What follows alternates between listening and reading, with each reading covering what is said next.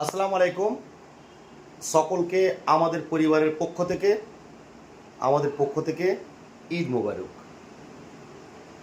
আজকে পবিত্র ঈদ,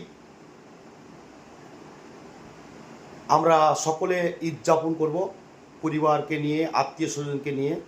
তা প্রত্যেক বন্ধুকে আমার তরফ থেকে আদেশ নয়, রিকোয়েস্ট, অনুরোধ করব, যে কাটা ছিঁড়া যে পশু আমরা আল্লাহর নামে কোরবানি দিয়েছি, পশুর যে কাটা ছিঁড়া, এইগুলোকে সোশ্যাল মিডিয়ায় দয়া করে পোস্ট করবেন না। কারণ হচ্ছে আমাদের পরিবেশটা সুন্দরভাবে থাকে, যেন পরিবেশটা আমাদের খারাপ না হয়।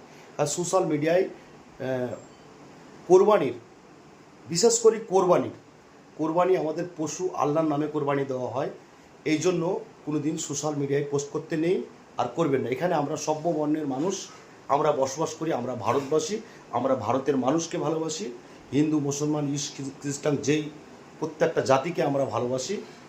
আর একটা কথা সকলকে বলবো, যে কাটা ছিঁড়া পশুর আপনারা কেউ কোনো দিন পোস্ট করবেন না।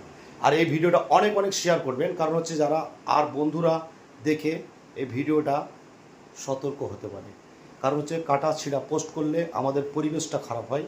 এই জন্য সকলকে দয়া করে অনুরোধ করি বলবো, যে কাটা ছিঁড়া কেউ সোশ্যাল মিডিয়ায় কোনো পশু পোস্ট করবেন না। তা সকলের জন্য অনেক ভালোবাসা রইল, আমার আন্তরিক শুভেচ্ছা রইল।